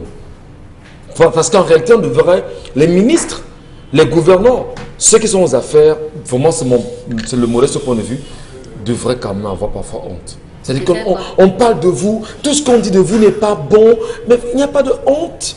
Vous êtes ceux qui vous entendent. Donc c'est l'autisme là. Vous avez écouté la phrase. Donc on n'entend rien. J'ai lu un message tout à l'heure, vous n'avez pas lu. Le chien à bois, la caravane passe. Donc, j'ai lu ça, c'est un message, c'est pas moi qui dis. Nous sommes des chiens qui a publié comme ça. On aboie. On aboie. Et il passe. Oui, la caravane, non, ça passe. Voilà. Comment pouvez-vous jusqu'à date affecter des enseignants et obliger qu'ils rejoignent le poste sans salaire, sans frais de relève et de surcroît dans des zones en crise? Sans domicile, sans sécurité. Those managing Cameroon don't like the country or the people. If not, what explains that they can't carry out a simple developmental project to improve the condition of people? Ça, c'est Fidélis Tasson qui écrit ce message. Un autre message. Le régime veut un chaos général au Cameroun, sauf du côté francophone, qui joue encore à la résistance, mais le chaos est en... Et l'une des conséquences, on n'en a pas parlé, c'est que maintenant, la plupart des parents ont envoyé les enfants et ils sont plus concentrés ici à Yaoundé. Ce qui donne à Yaoundé et à Douala, ça donne plus de travail aux enseignants qui sont ici. Et malheureusement, on n'augmente pas leur salaire. Malheureusement. Même en termes d'effectifs, ils ne sont pas suppléés. Voilà, ils ne sont pas suppléés. Le phénomène de mi-temps a fait que beaucoup d'enfants n'ont pas pu aller à l'école, qui étaient des enfants qui venaient des régions en crise, parce que puisqu'on limitait le nombre d'élèves dans les salles de classe, les parents ne pouvant pas payer l'école dans les collèges, les enfants sont à la maison. Vous savez, parfois on parle sur ce plateau, Karine, on se demande, mais le Cameroun dans lequel nous vivons, on fait comment pour que ça change? C'est la faute de nos parents, c'est eux qui ont laissé ça. Les choses se passaient comme ça. Ils devaient faire quoi? On a toujours bon, c'est la faute des membres. Oui. C'est leur faute. On va faire comment? Ils disent souvent ça, non? Ils n'ont pas tenu, ils n'ont pas continué le combat. Merci. Je vous a dit, chaque génération doit trouver sa mission. Non? Dans une relative opacité, doit trouver sa mission, la trahir ou l'accomplir. Merci. Nous, on a trahi. Donc vous avez trahi. On va poursuivre, madame, monsieur, dans un instant. Nous serons avec Mario Sim de l'agence Sim Entertainment. On l'écoutera. C'est un plaisir d'être avec vous ce matin sur le plateau de 10-12 le Zénith. Mario Sim, bonjour. Bonjour. Alors justement, on parle de l'événement Sunday Nude au Black and White, ici même à Bali, à Douala. C'est quoi le Sunday Nude? Alors le Sunday Mood, voilà. Le Sunday Mood, c'est un événement open air. C'est un événement plein air que nous organisons tous les dimanches de décembre et le premier dimanche de janvier au Black and White Bali, Oui. au Black and White Bonanza. Nous sommes à notre deuxième saison maintenant. Voilà, c'est un événement, c'est la boîte de nuit en plein air, c'est le divertissement en plein air pour passer les fêtes de décembre. Alors ça c'est formidable justement, quand vous dites boîte de nuit en plein air, oui, boîte de nuit en plein air, donc c'est pas dans un endroit fermé, c'est vraiment ouvert. C'est vraiment ouvert, c'est vraiment du open air, c'est Ouais. vraiment en plein air. Et justement, il y a quand même une tranche de personnes, une tranche d'âge de personnes attendues à ce type d'événement. Alors nous attendons sur l'événement des personnes entre 21 et 45 ans. Nous attendons en termes de catégories, des classes sociales différentes, la diaspora camerounaise, les jeunes cadres dynamiques du Cameroun, les jeunes entrepreneurs qui sont attendus sur le site d'événement. Et non seulement ce qu'on voit en image, c'est des précédents événements que vous aviez vous aussi organisés. C'est l'alcool, c'est champagne, c'est fête, c'est danse.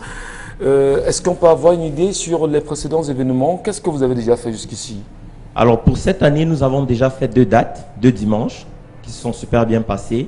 Seulement cette année, nous avons ajouté des trucs un peu spéciaux. Nous sommes rendus compte l'année dernière qu'il y avait des personnes qui arrivaient un peu tôt, genre 16h, 18h. Et ils s'ennuient un peu parce que les événements commençaient réellement à partir de 22h. Ouais. Genre la fête et tout. Et donc cette année spécialement, nous avons justement à partir de 16h du divertissement sur le site, PlayStation, billard, baby-foot, pas mal de trucs, du divertissement pour que les personnes puissent justement profiter vraiment de leur dimanche avec nous. Alors pourquoi le open air et pourquoi le dimanche? On sait tous que le dimanche c'est un jour de repos, c'est un jour où on veut être libre, c'est un jour où on récupère toutes nos énergies de la semaine. Et donc ce jour-là, il est plus intéressant de rester en plein air, de profiter de la nature, de ne pas être fermé quelque part. Donc nous nous sommes rendus compte que la jeunesse camerounaise avait besoin d'un moment de détente le dimanche, mais en pleine nature. C'est pourquoi nous choisissons cette journée-là et aussi ce concept-là. Alors, vous nous parliez bien sûr du Sunday Mood au Black and White, ici même à Bali, à Douala. Et tout à l'heure, vous avez semblé toucher quelques éléments de distraction que vous offrez sur le site. Dans la globalité, qu'est-ce qu'on retrouvera? Celui qui vous regarde ce matin, qui va s'y rendre ce Sunday, pour le Sunday Mood justement, qu'est-ce qu'il va retrouver là-bas à partir de 16h? Alors ce dimanche particulièrement, on a comme thème Fashion Night. Fashion Night, parce que nous sommes accompagnés par la Bon, vous marque. êtes au niveau du thème, moi je suis encore au niveau des distractions. Les distractions. Oui, qu'on Alors, retrouvera comme j'ai dit sur tout à le l'heure, site. peut-être faut que je me répète. Les distractions, nous avons PlayStation, baby-foot, billard, des ventes privées. Nous avons en tout cas pas mal de moyens de divertissement sur le site à partir de 16h. D'accord. Nous avons de la chicha, nous avons des grillades à manger, nous avons de la boisson à boire. Voilà. Et vous parlez du thème de ce dimanche. Ça renvoie à quoi le thème de ce dimanche? Fashion Night, au style. Alors nous sommes accompagnés par une marque qui justement a pour slogan forte personnalité exigée. Donc ce dimanche, on les met en avant. Ce dimanche, Schweppes s'est mis en avant. Ce dimanche, nous attendons des personnes de forte personnalité. Nous attendons des personnes avec du charisme. Donc ce dimanche, on porte nos plus belles tenues et on vient s'amuser ensemble. Voilà, donc vous dites le rendez-vous est pris pour ce dimanche, pour le Sunday Mood au Black and White Bali. Les contacts sont bien évidemment affichés pour ceux qui souhaiteraient bien sûr faire des réservations, c'est ce qu'on doit comprendre. Effectivement, vous pouvez faire des réservations. Nous ne sommes pas... vous avez dit tout à l'heure que du champagne et tout, non. C'est un événement de chill. Donc, on n'attend pas que des champagnards, on attend tout le monde. Des personnes qui viennent boire un vin blanc, un whisky, une bière. Tout le monde est attendu. Il n'y a pas de distanciation. Tout le monde est... Du moins, nous attendons toutes les classes sociales. Merci beaucoup Mario Sim d'être passé chez nous ce matin. Et à dimanche pour le Sunday Mood au Black and White Bali. Yes. Merci, mesdames et messieurs. Juste après ce passage avec Mario Sim, nous revenons avec vous. Karine Santia, la toile parle, c'est vrai. La toile est inondée avec une histoire de 2000 francs. Une affaire de 2000 francs qu'on n'explique pas. Je ne sais pas, vous aussi, vous vivez ça, Dominique Audrey, cette histoire de 2000 francs? Oui, tout à fait. Je fais partie du syndicat. Ah, vous êtes dans le syndicat des femmes qui se révoltent pour 2000 francs? Non. Ah, elles sont participatives comme dans 2000 francs? Non. Elle est dans le syndicat des hommes. Je suis contre. Ah, vous êtes dans le syndicat des hommes? Oui. Donc vous êtes d'accord qu'on donne 2000 francs aux femmes pour le taxi, hein? On ne leur donne même rien. Ah, On ne leur donne Dominique rien. Audrey. Elles doivent travailler leur argent. Donc- C'est parce que justement elles ne veulent pas travailler qu'on va leur manquer le respect comme ça. Au quartier, on dit on va leur jambe le respect comme ça. C'est justement parce qu'elles ne veulent pas travailler. Elles estiment que pour On avoir... va te demander que tu fais même quoi dans la vie, tu sais que tu fais quoi? On te demande que tu fais même quoi dans la vie, tu sais que tu fais quoi? Parce que quand tu dis ça aux filles comme ça, là, que tu travailles pour Mais avoir moi l'argent. aussi je travaille mon argent, non? Je suis en train de travailler mon argent, non? Non. C'est quelqu'un qui me paye le taxi. C'est quelqu'un qui achète mes foulards. Non. Moi-même je travaille mon argent. Donc maintenant tu vas me respecter parce que c'est pas toi qui me paye le taxi. Les gars, les filles ont cherché ton gars, là. Je n'ai pas de gars. Hey, en mon dos, vision, moi, tu dis ça. Hein? C'est la première fois. Il me demande Non, les femmes doivent travailler. Si on essaie un peu d'être un peu plus sérieux, c'est une façon de dire que les femmes doivent arrêter de penser qu'elles sont de la marchandise qu'on achète. L'argent de transport que votre copain vous donne, vraiment c'est symbolique. Quand je grandissais, puisque c'est vendredi, non? Ouais. Voilà. Lorsque j'ai commencé à avoir des relations amoureuses et tout, il y a un aîné... Ah, très jeune? Oui. On ne vous demande pas l'âge. Hein? Non, je ne veux même pas vous dire. Voilà. Un peu plus jeune, un aîné, André Étonnet, il me disait, Oh, ma les petite, cache-cache dans les quand filles. tu vas... Non, je n'ai pas fait les cache-cache, ma grave était trop Monsieur sévère. Battu. Quand tu vas grandir et que tu auras un petit ami, ne lui demande pas de l'argent. Tu peux faire 1 an avec lui, tu ne lui demandes pas d'argent. Pose-lui... Non, pose-lui un problème sérieux. Là, puisqu'il est conscient que tu n'es pas une fille qui demande les 2000, je vais manger les pâtes sautées, Cette fois, je demande 300 000. boire les jus, tu vas poser un problème sérieux et étant conscient, il va t'aider à résoudre ton problème. C'est ce que les femmes doivent apprendre. Et non avoir un problème de crédit de 250, déranger les gens, avoir un problème de taxi de 1000 francs, casser les oreilles des gens. Mais il faut demander 300 000 Karine Santia. Il faut Les poser les point vrais business, problèmes. point Si projet. tu lances ton projet c'est 3 millions, tu lui dis, mon père, j'ai 1,2 million, j'ai 1,5 million pour lancer mon projet et il me faut 300 000, il va te dire que, ok, ma chérie, je vais te donner 1 million, par exemple. Et on va se battre pour chercher 500 000 plus tard. C'est comme ça. Et pas avoir les problèmes Dans les autres qui de demandent pas le sauter crédit de le 1000 soir. francs et qui n'appellent pas, ils te bipent. Elles n'ont même pas le droit à 5 francs. Alors, ben, il faut quand même dire, Karine, ce qui est surprenant, c'est qu'il y a des télévisions, bon d'accord, des télévisions sœurs, et qui ont choisi d'en faire des reportages dans les éditions des Parce que journaux. ça hein. fait mou. Mhm. Oui, parce que ça fait parler. Vous savez qu'il y a quand même que ce sujet-là nous éloigne des considérations tontinades, sartinades. Pour Parce une que c'est fois. l'observation que j'ai faite. Et puis ça éloigne On est les termes détendu. comme taliban et Cabro, et Sardina, Cabro, Sardina et et tout. tout ça. Ça éloigne des termes tribalistes. Là, vous avez vu qu'il n'y a pas de tribu, non? Oui. Il n'y a pas d'origine, on ne veut pas savoir si vous êtes anglophone, francophone, vous êtes du nord, du sud, il n'y a rien du tout. Tout le monde parle de la même voix, les femmes parlent indépendamment, il n'y a pas de village qui est prononcé là-dedans. Donc ça a le caractère de faire l'unanimité. Mais en fait, tout de même, on aurait voulu que ce syndicat se forme dans des... Mais les vous êtes problèmes- sérieuse, les là, moi, je sais que c'est la problèmes blague, hein. Vous êtes sérieux. sérieuse? Non, mais moi je dis vous les avez problèmes venu ici avec, ça sérieux. veut dire que c'est sérieux. Les problèmes Vous avez sérieux. des blagues ici. On a, la société camerounaise a énormément de problèmes et beaucoup de personnes sont déçues du fait qu'on n'ait pas eu ce genre de clameur sur des sujets un peu sérieux. Oui. Si on avait eu des Camerounais qui se disent non, on ne veut plus que les enfants meurent par exemple au nord parce qu'ils cherchent de l'eau. On ne veut plus que les enfants meurent parce qu'il n'y a pas de couveuse. Et que De les cette hashtags façon, pareils ça aurait avaient été réussi. fantastique. ça aurait aidé quand même, parce qu'on a vu que c'est sur la toile, et la toile aujourd'hui a un pouvoir énorme. C'est dommage que les gens ne maîtrisent pas ou ne mesurent pas le pouvoir d'Internet aujourd'hui. Vous voyez que le hashtag, par exemple, Made in Cameroun, ça a marché, le hashtag anglophone crisis. Dès que ça a commencé, on a créé un autre hashtag pour tuer ce anglophone crisis qui est devenu N Amba et tout.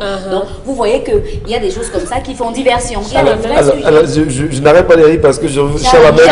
Ça a changé la position de sa bouche. Qui tape le doigt. Monsieur Mbadjo, est-ce qu'on ne peut pas dire quand même qu'avec ce mouvement, bien, on va dire oui, ce divertissement qui s'est généralisé et qui a conquis la toile aujourd'hui, qu'en réalité, on se rend compte qu'il y a même des ministres de la République qui sont rentrés dans le jeu. Ouais. En fait, les professeurs d'université, ils éloignent carrément les Camerounais des sujets importants pour vous maintenir dans le divertissement, monsieur Mbadjo. Monsieur Michel, retenez aussi qu'on bavarde trop quand même. On bavarde trop. On discute trop. Et surtout. Le Cameroun a 3 millions d'intellectuels. Facebook en a 2500. 2 millions 500. Les 500 là, c'est ceux qui nous bassinent ailleurs sur les plateaux. Mais franchement, parce que on débat de tout. La route. Après on est tranquille. On dit on va encore réfléchir sur quoi? La guerre. Après on dit on va encore réfléchir sur quoi? Voilà le débat au Cameroun débattre. Nous devons passer à l'action concrète. Pourquoi n'avons-nous pas de route? Regardez les avocats. Ils ont fait la suspension. Et là voilà, ça a apporté quoi? Quelle réflexion? Quel débat? Non, arrêtons un peu ça. Moi je pense que ce débat, le débat qui est posé, pose véritablement le problème de la prise en charge des femmes. Ouais. Les prises en charge de la femme est devenue, comment je veux dire, futile, stérile. Les femmes aujourd'hui sont devenues des bébés qui souhaiteraient qu'on les prenne en charge pour tout et rien, beaucoup plus dans l'agréable que dans l'utile. Les filles, quand ils parlaient, vous parlez, ils parlaient. Beaucoup plus dans l'agréable que dans l'utile. Regardez sur Facebook, vous voyez une fille qui part commander, elle avait son gars, elle part commander un requin. Elle-même, elle n'avait pas manger les requins. Mais ça lui donne quoi? Vous voyez une fille qui a... Je regarde ça avec les mini-séries là sur Facebook. Vous voyez des jeunes filles là dans un truc. Le gars dit chérie, mets-toi à l'aise. Elle décroche. Quand elle vient à la caisse, on dit que ça fait 350 000. Hé chérie, je n'ai même encore rien pris. Entre temps, le gars a suivi 50 000. Donc, voyez jusqu'où on est réduit à... On a réduit la prise en charge. Est-ce qu'on devrait même parler de prise en charge? Je ne pense pas. Je crois qu'on a fait les plus beaux mariages, monsieur Michel Ngachou. Nos parents ont fait les plus beaux mariages. C'était une sortie par mois. C'était 1, 2 ou 3 sorties. Les sorties ne commencent pas aujourd'hui. Aujourd'hui, il faut être partout, présente surtout. Dernier téléphone, dernier crédit téléphonique, les sons, soutien. Mais franchement, on se perd. Même la musique ne nous aide même plus à nous en sortir et à réfléchir logiquement. On est mort. Donc, quand une situation, un sujet comme celui de 2000 sort, vous voyez tous les hommes qui sont oui. Vous voyez, le gars, celui qui dit 2000 là n'est pas en train de blaguer. Non, c'est bon pour qu'on ait il y a plus de monde en live. Il est vrai. C'est vrai que non. Donc tu as tes 2000, je te c'est un bon pour qu'il commence. Donc vous voyez, celui qui vient avec ça. Donc, une femme qui va venir vous poser, la femme qui vient vous poser un problème en disant que j'ai le projet, j'ai ceci, dès qu'elle vient avec ça, aussitôt, elle se laisse toquer. Vous voyez, ça sort, on a floué. Ça peut faire un peu plus sérieux quand même.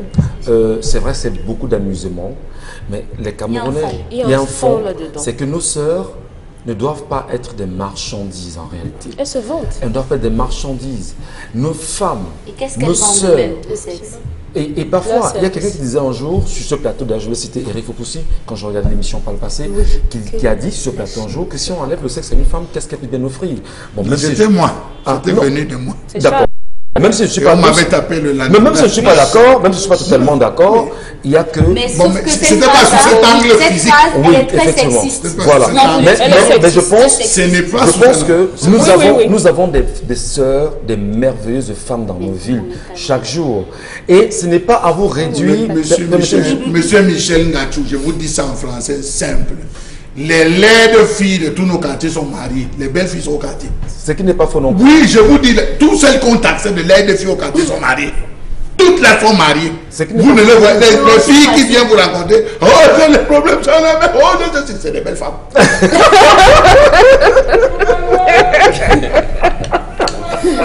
Vous réglez vos comptes. Je n'ai rien réglé. Je ne fais D'accord, j'avais mon ami personnel, il est décédé, il s'appelait Jean-Michel Cancan. Bon, quand il avait commencé ces choses, il savait les jeunes filles de Vogada. On ne croyait pas. Non. Ce qui se passe, moi je pense que c'est normal. Il faut que ce débat soit public, mais soit les thématiques que ça relève, oui. Ça dégage, soit ressorti. C'est castigare ridando mores. Corriger les mœurs en riant. Qu'est-ce qu'on veut corriger? En réalité, le débat d'aujourd'hui pose la problématique que nous, les initiés, nous avons confiée à nos filles africaines dans les mouvements kémites. Qu'est-ce que la femme africaine n'aurait pas dû perdre? Qu'est-ce qu'elle n'aurait pas dû abandonner? Ça relève d'ailleurs de la conférence qu'elles vont donner le samedi prochain, samedi le 26, le 26 à Deido, le 26 décembre à Deido, à 11h. Quel est le rôle? Les femmes peuvent vous entendre dans mon bord. Le rôle et place de la femme. Je voudrais qu'elles ouvrent les oreilles pour vous entendre parler. C'est très important. Oui, le rôle et place de la femme kémite aujourd'hui. Quand vous dites que vous êtes une femme, une fille africaine, c'est quoi être une fille africaine? Comment on passait? Pour cela que nous disons que le mouvement de l'émancipation de la femme, c'était la libération du sexe. C'est tout. On n'a pas donné un autre contenu à cela. Et comme l'Occident est dominateur, on nous a embobiné un peu comme la télévision est venue ici, comme Internet est venu, sans préparation aucune, et on s'y est lancé, véritablement. Or, l'école, dès le premier vue, les femmes africaines qui sont allées à l'école, vous savez, parce qu'elles étaient même plus intelligentes que les garçons, vous savez comment, notamment, les Français ont fait? Ils ont interdit systématiquement, dans des pays francophones, jusqu'en 1962, que les femmes fassent les études de médecine, de pharmacie et d'autres, d'économie. La femme qui passait ce qu'elles appelaient à l'époque sciences expérimentales ou maths, sciences expérimentales ou maths élémentaires, mais on les bloquait là, on les envoyait faire des études. Non, même des sages-femmes. Même pas d'infirmières, d'assistants sociaux, alors que leurs camarades garçons allaient s'inscrire dans les facultés de médecine, de pharmacie et autres. Pour vous, ça équilibrait les données sociales? Non, je veux dire que les données de la femme, il fallait laisser la jeune fille, les jeunes garçons s'épanouir, s'émouvoir. Oui. Il y a eu, je pense, pour le cas, notre cas au Cameroun, je pense que c'était Madame Elisabeth Tanque, c'était l'une des premières qui a bravé, elle a même fait économétrie. Donc l'une des branches de l'économie que même les garçons ne maîtrisaient pas. Il y avait plein qui sont venus par la suite. Donc, aujourd'hui, je pense qu'il faut revenir, et c'est d'ailleurs ce qui a amené cette catégorie, cette classe de femmes-là, d'organiser en, je pense, 1987 à Yaoundé, colloque de la famille africaine, parce que c'était des femmes qui étaient dans les administrations publiques africaines, ministère des Affaires sociales et tout, pour reposer le problème de la famille africaine. C'est la première fois qu'on a commencé à parler des parentés responsables. Parce qu'elles avaient vu que même ce qu'on appelait PMI, qu'est-ce qu'on ne valorisait pas la femme. Et puisqu'on n'a pas laissé la femme parler, comme l'exigent les Africains, bon, on est arrivé à la situation où on est aujourd'hui.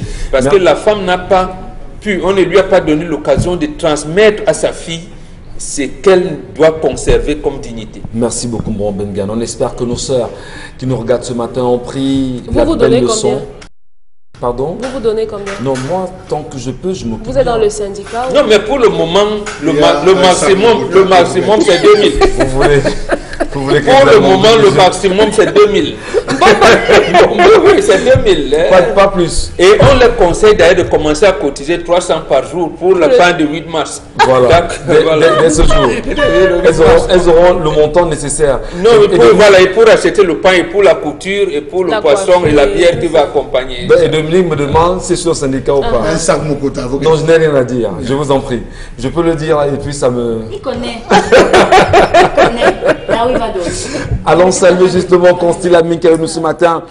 Constille Lamine est avec nous dans un moment. Vous aimez le bon goût de la cuisson sur le grill, mais vous détestez lorsque vos aliments restent collés à la grille? Plus maintenant, avec le nouveau tapis de grill anti-adhésif Yoshi infusé avec du cuivre. Les chefs préfèrent cuisiner avec du cuivre parce qu'il chauffe rapidement et uniformément. Pas de point chaud de flambée, juste des plats juteux et tendres avec cette saveur grillée. Et puis le grill reste propre. Et regardez, des marques de grill parfaites en plus. Incroyable! Il est presque impossible de nettoyer un grill recouvert de fromage, mais le tapis anti-adhésif Yoshi rend le nettoyage facile. Griller du poisson feuilleté et tendre, facile à retourner. Des burgers juteux qui ne sont pas émiettés. Et regardez ceci. Oignons grillés, poivrons, champignons, pommes de terre. Rien ne passe entre les mailles avec le tapis. Il vous permet de griller vos aliments de façon uniforme et le grill reste propre. Ces grilles de camping sont dégoûtantes. Avec notre tapis anti-adhésif, les aliments ne touchent pas à la grille. Utilisez-le au four, au fond de vos plats. Ils resteront propres et les aliments ne colleront pas et ils seront comme par magie. Et il est lavable au lave-vaisselle. Voilà, Constille Lamine, ça nous fait plaisir. Vous revenez encore ce matin nous parler du tapis de braise, c'est ça? Bien entendu, Michel Ngatiou, je viens parler d'un produit innovant, d'un produit qui est une propriété au Cameroun et en Afrique, du concept Salaka. Je rappelle que ce produit est en vente depuis plusieurs années aux États-Unis, en Europe, en Asie et dans certains pays africains. Mais c'est pratiquement quelques jours que le concept Salaka permet aux nombreux Camerounais d'avoir le tapis de braise. Oui, voilà comment il se présente. Il est moins encombrant, il est de qualité supérieure, il ne se brûle pas. Vous avez regardé le spot tout à l'heure à la télévision, la qualité des acteurs. Vous avez bien sûr vu la pratique de l'utilisation de ce tapis de braise. Vous aurez donc le numéro de téléphone tout à l'heure à l'écran pour passer vos commandes. Oui, ce tapis de braise, vous l'avez du côté du magasin 1001 tapis qui est en plein cœur de Douala, c'est au quartier Aqua. Ce tapis de braise vous permet de ne plus avoir un poisson qui colle. On a vu des gens pendant qu'ils braisent le sol, vous savez très bien que le sol est un poisson qui colle énormément. Avant que le sol ne sorte du feu, une bonne partie reste sur le grillage. Oui, une bonne partie reste sur le grillage. Avec le tapis de braise du concept Salaka, vous n'aurez plus besoin d'avoir votre sol à moitié. Vous n'aurez plus votre maquereau à moitié. Vous aurez l'entière, c'est-à-dire vous aurez totalement votre maquereau parce que le tapis de braise permet au poisson de ne plus coller. Il permet, bien entendu, à la viande de bien cuire et de cuire rapidement. Vous l'avez donc du côté du magasin 1001 tapis, c'est à Douala au Cameroun. Mais la communication de ce matin est une communication tout à fait particulière, tout à fait spéciale. Le concept Salaka vient une fois de plus annoncer à tous les téléspectateurs de cette émission, à tous les clients du concept Salaka, que nous organisons 3 jours de vente promotionnelle du côté de la terrasse de l'Hôtel Lumière, c'est à Douala au Cameroun. L'Hôtel Lumière est situé en face du lycée d'Aqua. Le lundi 21, le mardi 22, le mercredi 23 décembre, nous organisons des journées de vente promotionnelle. Et à l'occasion de ces journées de vente promotionnelle, vous aurez bien sûr l'occasion de vivre la démonstration Made in Cameroun, c'est-à-dire de l'utilisation du tapis de braise qui vous sera vendu à un